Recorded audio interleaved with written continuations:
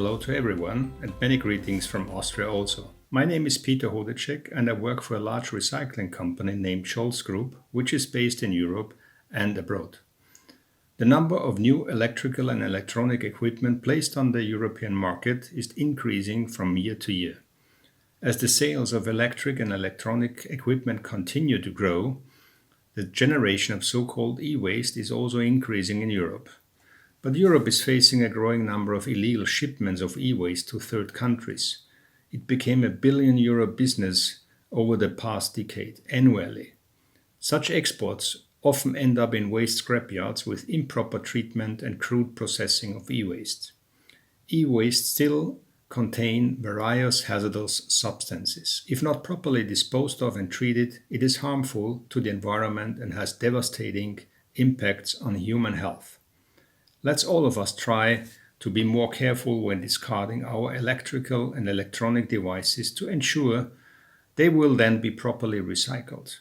An action that takes less than 5 minutes, if done properly, can make so much difference. Proper collection of e-waste is a prerequisite to proper treatment of e-waste, which can yield significant economic benefits, reduce demand for raw materials, and contributes to climate change mitigation. So what is to do next and urgently? A proper treatment of e-waste needs 5 key points to be implemented in Europe. First, free movement to recycling facilities fully permitted to treat e-waste within Europe. Second, an easy-to-handle and EU-wide harmonized electronic reporting system for all parties involved in collection, transport, recycling and final disposal, including recycling facilities with no overburdened bureaucracy. Third, a long-term legal security and continuity for investors who invest into recycling facilities. Fourth, a clear legal distinction between e-waste and used electric and electronic equipment, and a union-wide harmonized prosecution of illegal export. Fifth, design for recycling of electrical and electronic equipment and pull measures to support the use of recycled materials back into electronic products to close the circular material loop. Thank you very much for your attention. Constantly, we consume and use more and more electronic devices. Latest projections of the United Nations show that the total amount of electronic waste generated worldwide will increase to more than 74 million tons in the year 2030. When those electronic devices reach the end of their life, we don't always know how to deal with them. Often they remain sitting in a drawer in the cellar or are thrown away with the household garbage, but not ending up with designated collection facilities. This is a clear picture which is shown by the collection quotas being achieved within the EU, which are far too low. Are you even aware that you can bring back your electronic devices free of charge to specialized and authorized collection points? By dropping them to those points in your areas, you will contribute a lot to their further proper and safe transport and high-end recycling in specialized recycling centers. In those centers, your devices can either be prepared for reuse or valuable as well as hazardous components, which can even occur in daily life appliances, can be extracted environmentally sound and treated properly. Proper collection is contributing to giving a second life to these valuable resources, which has a beneficial impact on the environment. It must be a big target for us to decouple the economic growth from environmental degradation in the future. This can be achieved by fostering proper recycling that can only be achieved if used and old devices are collected. Check your drawers, check your cellars, check out your closest collection points and turn in your old electronic devices to contribute to the recovery of materials for recycling. Hello everybody, my name is Tess Pozzi. I work for De Richebourg Environnement, a large recycling company mainly based in Europe, especially in France, Spain, Italy, Belgium and Germany. It's a fact that recycling helps to save energy, resources, CO2 and minimize soil and water pollution. Circular economy and the recycling sector have a great social impact through the creation of many non-delocatable direct and indirect jobs. Recycling of electrical and electronic waste also delivers massive environmental benefits. Firstly, recycling of e-waste helps to reduce the amount of waste ending in landfill or incineration plants. Secondly, e-waste very often contains some pollutants which have harmful effects on the environment. For instance, the recycling of fridges enables the capture of fluorinated gases which have strong negative impact on the ozone layer. Thirdly, recycling aims at producing new recycled materials which are used in televisions, smartphones, washing machines, and is a way of preserving natural resources. Last but not least, recycling also helps combating climate change by saving energy and reducing CO2 emissions, which would be necessary for the extraction, the production, and the transport of primary raw materials. For instance, recycling of steel helps to save up to 58% of CO2 emissions when compared to primary production, which uses coal and iron ore. Besides environmental aspects, there's also the problem related to battery fires, which requires a close cooperation along the value chain from design to recycling and insurers. To make our everyday life convenient and pleasant, more and more electrical and electronic products contain batteries. But when they are damaged, lithium batteries can cause fires, which is a major issue for the whole recycling value chain. Many recycling plants in different European countries have been partly or entirely destroyed after fires caused by e-waste containing lithium batteries.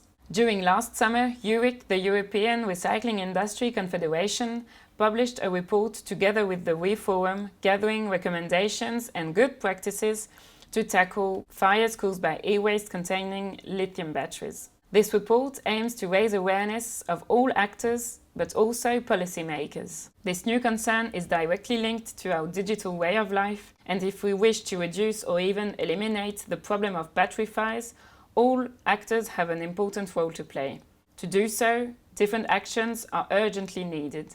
Manufacturers will have to improve the design of batteries to make them easier to extract and less inflammable. Citizens can act by sorting e-waste containing lithium batteries at collection facilities. Insurance will have to adapt their policies, and recyclers will have to rely on efficient prevention tools and adapt some of the transport and sorting steps. Battery fires are a huge challenge. We can all be part of the solution. Hello, my name is Emmanuel Katrakis. I'm the Secretary General of EuRIC, and for the International E-Waste Day, I would like to come up with simple but key messages about the role played by e-waste recycling to move towards a more circular economy. And the first message is that proper e-waste recycling starts at home. This is why we encourage citizens to ensure that they are disposing of their old end-of-life electrical and electronic appliances in the dedicated collection points, which is the very first step to make sure that those e-waste are channeled to proper e-waste treatment facilities. European recyclers are investing a lot into proper e-waste facilities that are going to recover as much materials as possible from e-waste, but to do that we need to make sure that e-waste is first properly disposed of in the right collection points. Point number 2, I would also like to convey the message that we as EuRIC call for a stronger cooperation with electronic and electrical appliances manufacturers to work together towards design of electronic and electrical appliances that are lasting longer, but that are also easier to recycle when they reach end of life, and which are also using more recycled materials to close the loop. And the third message I would like to convey is to thank for the excellent cooperation that EuRIC has had with the ReForum on a topic which is absolutely crucial for the recycling industry and for the re-recycling industry, which are battery fires, which are increasing and damaging both collection sites but also retreatment facilities, and for which only a collective endeavor is necessary to make sure that we can tackle together this issue.